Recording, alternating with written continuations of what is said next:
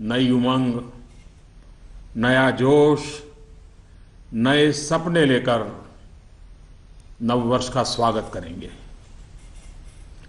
दिवाली के तुरंत बाद हमारा देश ऐतिहासिक शुद्धि यज्ञ का गवाह बना है। 125 करोड़ देशवासियों के धैर्य और संकल्प शक्ति से ये जो शुद्धि यज्ञ चला, आने वाले अनेक वर्षों तक निर्धारित करने में अहम भूमिका निभाएगा। ईश्वर दत्त मानव स्वभाव अच्छाइयों से भरा रहता है, लेकिन समय के साथ आई विकृतियां, बुराइयों के जंजाल में वो घुटन महसूस करने लगता है।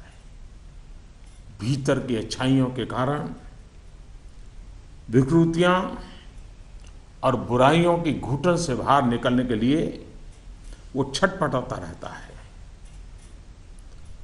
हमारे राष्ट्र जीवन और समाज जीवन में भ्रष्टाचार, काला धन, जाली नोटों के जाल ने ईमानदार को भी घुटने टेकने के लिए मजबूर कर दिया था।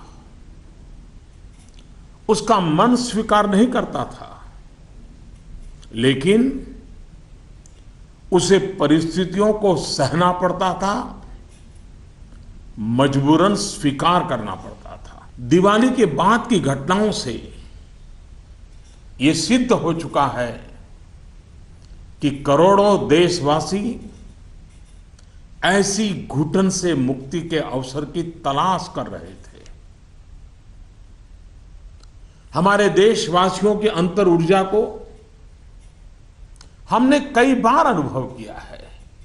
चाहे सन 62 की लड़ाई हो, 65 की लड़ाई हो, 71 की लड़ाई हो, करगिल का युद्ध हो, भारत के कोटि कोटि नागरिकों की संगठित शक्तियों और अप्रतिम देशभक्ति के हमने दर्शन किए हैं। कभी ना कभी बुद्धिजीवी वर्ग इस बात की चर्चा जरूर करेगा कि बाह्य शक्तियों के सामने तो देशवासियों का संकल्प सहज बात है, लेकिन जब देश के कोटि कोटि नागरिक अपने ही भीतर घर कर गई बीमारियों के खिलाफ, बुराइयों के खिलाफ, विकृतियों के खिलाफ लड़ाई लड़ने के लिए मैदान में उतरते हैं, तो वो घटना हर किसी को नए सिरे से सोचने के लिए प्रेरित करती है। दिवाली के बाद लगातार देशवासी दृढ़ संकल्प के साथ, अप्रतिम धैर्य के साथ, त्याग की पराकाष्ठा करते हुए, कष्ट झेलते हुए बुराइयों को पराजित करने के लिए लड़ाई लड़ रहे हैं। जब हम कहते हैं कि कुछ बात है कि हस्ती मिटती नहीं हमारी, कुछ बात है कि हस्ती मिटती नहीं हमारी, इस बात को देशवासियों ने जी करके दिखाया है। कभी लगता था सामाजिक जीवन की बुराइयां, विकृतियां जाने अनजाने में, इच्छा अनिच्छा से हमारी जिंदगी का हिस्सा बन गए हैं। लेकिन 8 नवंबर के बाद की घटनाएं हमें पुनर्विचार करने के लिए मजबूर करती हैं। 125 करोड़ देशवासियों ने तकलीफें झेलकर, कष्ट उठाकर ये सिद्ध कर दिया है कि हर हिंदुस्तानी के लिए सच्चाई और अच्छाई कितनी अहमियत रखती है।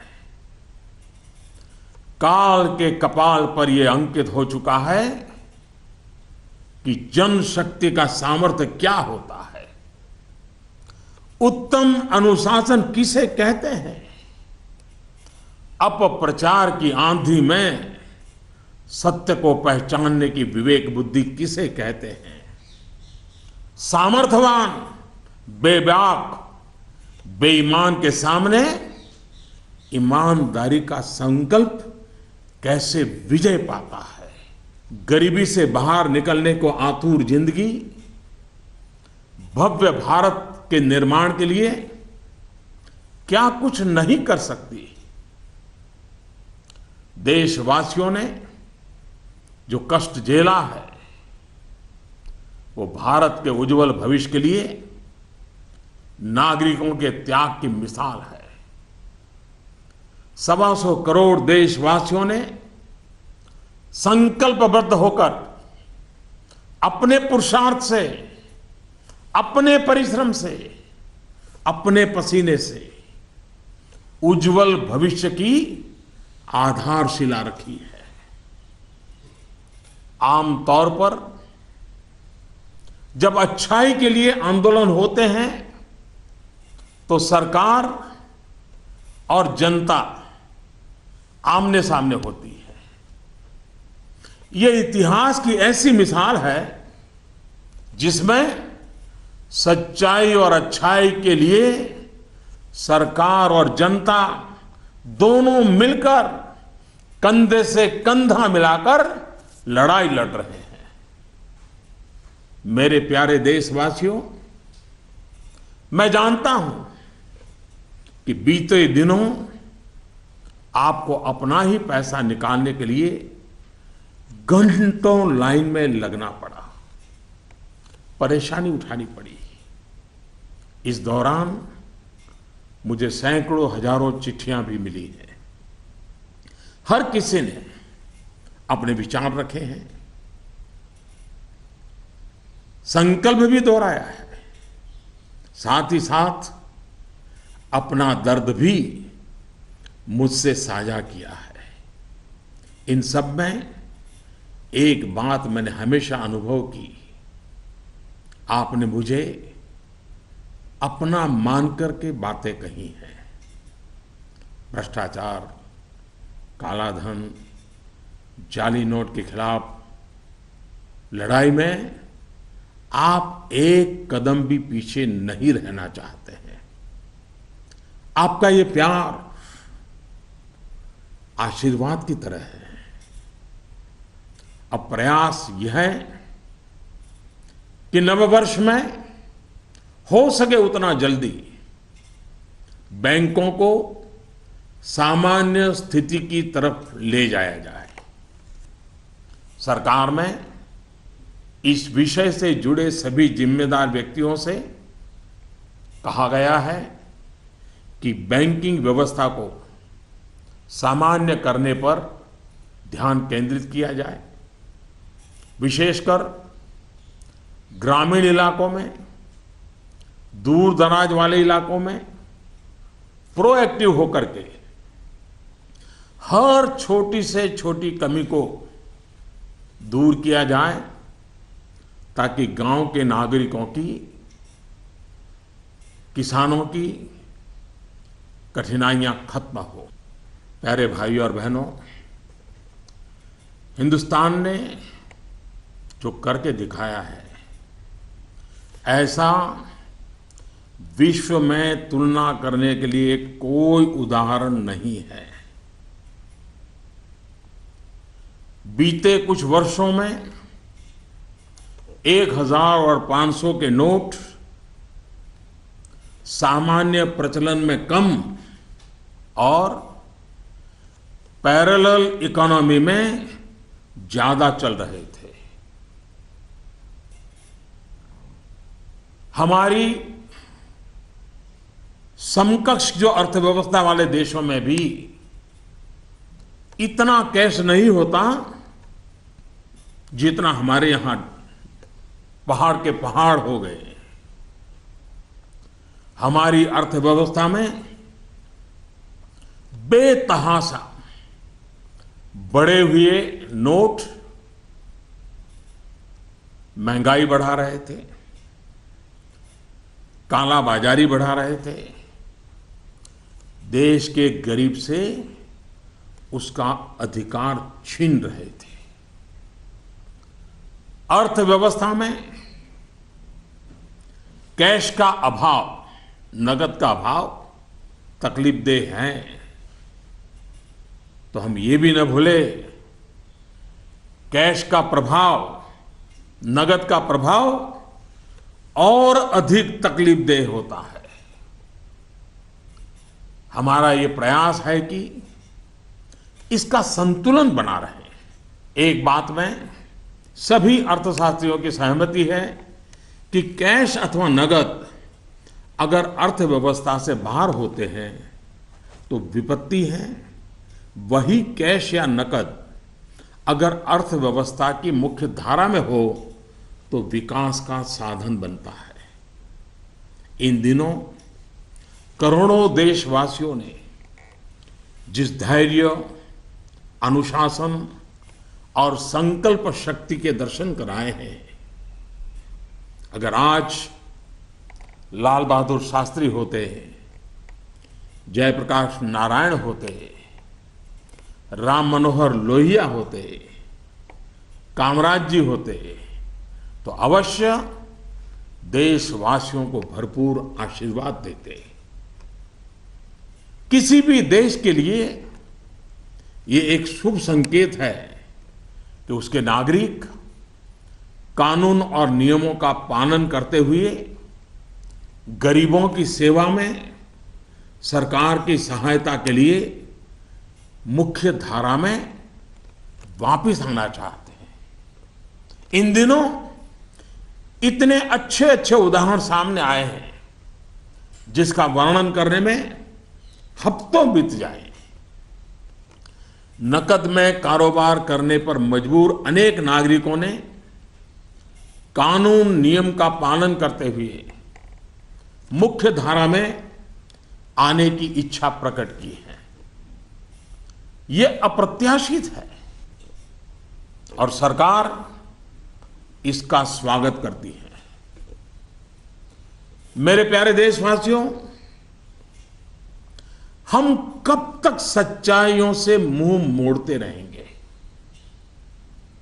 मैं आपके सामने एक जानकारी साझा करना चाहता हूं और इसे सुनने के बाद या तो आप हंस पड़ेंगे या फिर आपका गुस्सा फूट पड़ेगा। आपको जानकर के हैरानी होगी, सरकार के पास दर्ज की गई जानकारी के हिसाब से देश में सिर्फ और सिर्फ 24 लाख लोग ये स्वीकारते हैं कि उनकी आय 10 लाख रुपये सालाना से ज्यादा है। क्या किसी देशवासी के गले ये बात उतरेगी? आप भी अपने आसपास बड़ी बड़ी कोठियां, बड़ी बड़ी गाड़ियां देखते ही होंगे। देश के बड़े बड़े शहरों को ही देखें तो किसी एक शहर में आपको सालाना 10 लाख से अधिक आय वाले लाखों लोग मिल जाएंगे। क्या आपको नहीं लगता कि देश की भलाई के लिए ईमानदारी के आंदोलन को और अधिक ताकत देने की जरूरत है? भ्रष्टाचार, काले धन के खिलाफ इस लड़ाई की सफलता के कारण ये चर्चा बहुत स्वाभाविक है कि अब बेईमानों का क्या होगा, बेईमानों पर क्या बीतेगी, बेईमानों को क्या सजा होगी। भाइयों और बहनों, कानून का काम करेगा, पूरी कठोरता से करेगा, लेकिन सरकार के लिए इस बात की भी प्राथमिकता है कि ईमानदारों को मदद कैसे मिले, ईमानदारों को सुरक्षा कैसे मिले, ईमानदारी की जिंदगी बिताने वालों की कठिनाई कैसे कम हो, ईमानदारी अधिक प्रतिष्ठित कैसे हो। ये सरकार सज्जनों की मित्र है और दुर्जनों को सज्जनता के रास्ते पर लौटाने के लिए उपयुक्त वातावरण को तैयार करने के पक्ष में है। वैसे ये भी एक कड़वा सत्य है कि लोगों को सरकार की व्यवस्थाओं, कुछ सरकारी अफसरों और लाल फीताशाही से जुड़े कटु अनुभव होते रहते हैं। इस कटु सत्य को नकारा नहीं जा सकता। इस बात से कौन इनकार कर सकता है कि नागरिकों से ज्यादा जिम्मेवारी अफसरों की है, सरकार में बैठे छोटे बड़े व्यक्ति की है।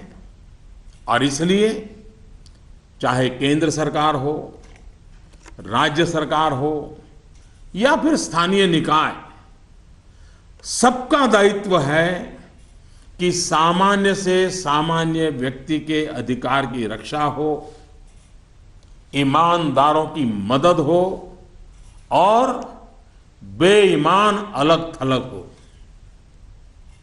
दोस्तों, पूरी दुनिया में एक सर्वसामान्य तथ्य है कि आतंकवाद, नक्सलवाद, जाली नोटों का कारोबार, ड्रग के धंधे से जुड़े लोग, मानव तस्करी से जुड़े लोग, हथियारों के कारोबार में लगे लोग, ये सब लोग काले धन पर ही निर्भर रहते हैं। ये समाज और सरकारों के लिए नासूर बन गया है। इस एक निर्णय ने इन सब पर गहरी चोट पहुंचाई है। आज काफी संख्या में नौजवान हिंसा का रास्ता छोड़ मुख्य धारा में लौट रहे हैं। अगर हम जागरूक रहें तो अपने बच्चों को हिंसा और अत्याचार के उन रास्तों पर वापस लौटने से बचा पाएंगे। इस अभियान की सफलता इस बात में भी है कि अर्थव्यवस्था की मुख्य धारा से बाहर जो धन था वो बैंकों के माध्यम से अर्थव्यवस्था की मुख्य धारा में वापस आ गया है। पिछले कुछ दिनों की घटनाओं से ये सिद्ध हो चुका है कि चालाकी के रास्ते खोजने वाले बेईमान लोगों के लिए आगे के रास्ते बंद हो चुके हैं।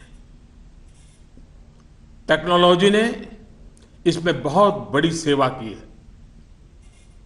आदतन बेईमान लोगों को भी अब टेक्नोलॉजी की ताकत के कारण काले कारोबार से निकलकर कानून नियम का पालन करते हुए मुख्य धारा में आना ही होगा। साथियों, बैंक कर्मचारियों ने इस दौरान दिन रात एक किए हैं। हजारों महिला बैंक कर्मचारी भी देर रात तक रुककर इस अभियान में शामिल रही है। पोस्ट ऑफिस में काम करने वाले लोग, बैंक मित्र, सभी ने सराहनीय काम किया है।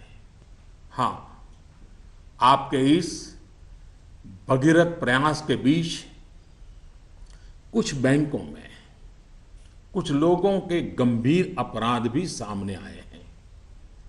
कहीं कहीं सरकारी कर्मचारियों ने भी गंभीर अपराध किए हैं और आदतन फायदा उठाने का निर्लज्ज प्रयास भी हुआ है।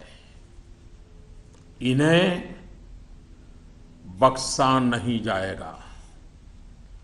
भाइयों बहनों, देश के बैंकिंग सिस्टम के लिए एक स्वर्णिम अवसर है। इस ऐतिहासिक अवसर पर मैं देश के सभी बैंकों से आग्रहपूर्वक एक बात कहना चाहता हूं। इतिहास गवाह है कि हिंदुस्तान की बैंकों के पास एक साथ इतनी बड़ी मात्रा में, इतने कम समय में धन का भंडार पहले कभी नहीं आया था। बैंकों की स्वतंत्रता का आदर करते हुए मेरा आग्रह है कि बैंक अपनी परंपरागत प्राथमिकताओं से बाहर निकलकर अब देश के गरीब, निम्न मध्यम वर्ग और मध्यम वर्ग को केंद्र में रखकर अपने कार्य का आयोजन करें। आज पूरा हिंदुस्तान जब पंडित दीनदयाल उपाध्याय की जन्म शताब्दी वर्ष को गरीब कल्याण वर्ष के रूप में मना रहा है, तब बैंक भी लोकहित के, गरीब कल्याण के इस अवसर को हाथ से न जाने दे। हो सके उतना जल्दी लोकहित में उचित निर्णय करें और उचित कदम उठाएं। जब निश्चित लक्ष्य के साथ नीति बनती है, योजनाएं बनती हैं, तो लाभार्थी का सशक्तिकरण तो होता ही है, साथ साथ इसके तात्कालिक और दूरगामी फल भी अवश्य मिलते हैं। पाई पाई पर बारीक नजर रहती है और इससे अच्छे परिणामों की संभावना भी पक्की होती है। गांव, गरीब, किसान, दलित, पीड़ित, शोषित, वंचित और हमारी महिलाएं जितनी सशक्त होगी, आर्थिक रूप से अपने पैरों पर खड़ी होगी, देश उतना ही मजबूत बनेगा और विकास भी उतना ही तेज होगा। सबका साथ, सबका विकास, इस ध्येय वाक्य को चरितार्थ करने के लिए नववर्ष की पूर्व संध्या पर देश के 125 करोड़ नागरिकों के लिए सरकार कुछ नई योजनाएं ला रही है। दोस्तों, स्वतंत्रता के इतने साल बाद भी देश में लाखों गरीबों के पास अपना घर नहीं है। जब अर्थव्यवस्था में काला धन बढ़ा तो मध्यम वर्ग की पहुंच से घर भी खरीदना दूर हो गया था। गरीब, निम्न मध्यम वर्ग और मध्यम वर्ग के लोग घर खरीद सकें, इसके लिए सरकार ने कुछ बड़े फैसले लिए हैं। अब प्रधानमंत्री आवास योजना के तहत शहरों में इस वर्ग को नए घर देने के लिए 2 नई स्कीमें बनाई गई हैं। इसके तहत 2017 में घर बनाने के लिए 9 लाख रुपए तक के कर्ज पर ब्याज में 4% की छूट और 12 लाख रुपए तक के कर्ज पर ब्याज में 3% की छूट दी जाएगी। सरकार ने प्रधानमंत्री आवास योजना के तहत गांवों में बनने वाले घरों की संख्या को बढ़ा दिया है। यानी जितने घर पहले बनने वाले थे उससे 33% ज्यादा घर बनाए जाएंगे। गांवों के निम्न मध्यम वर्ग और मध्यम वर्ग के लोगों की जरूरतों को ध्यान में रखते हम एक नई योजना शुरू करने जा रहे हैं। 2017 में गांव में रहने वाले जो लोग अपने घर का निर्माण करना चाहते हैं या पुराने घर में कोई विस्तार करना चाहते हैं, एक दो कमरे और बनाना चाहते हैं, ऊपर एक आध नई मंजिल बनाना चाहते हैं, उन्हें 2 लाख रुपए तक के ऋण में 3% ब्याज की छूट दी जाएगी। दोस्तों, बीते दिनों चारों तरफ ऐसा वातावरण बना दिया गया था कि देश की कृषि बर्बाद हो गई है। ऐसा वातावरण बनाने वालों को मेरे देश के किसानों ने करारा जवाब दिया है।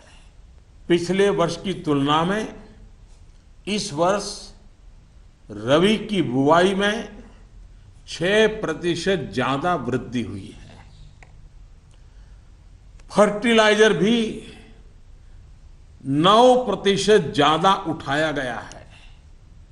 सरकार ने इस बात का लगातार ध्यान रखा कि किसानों को बीज की दिक्कत ना हो, खाद की किल्लत ना हो, कर्ज लेने में परेशानी ना आए। अब किसान भाइयों के हित में कुछ और अहम निर्णय भी लिए गए हैं।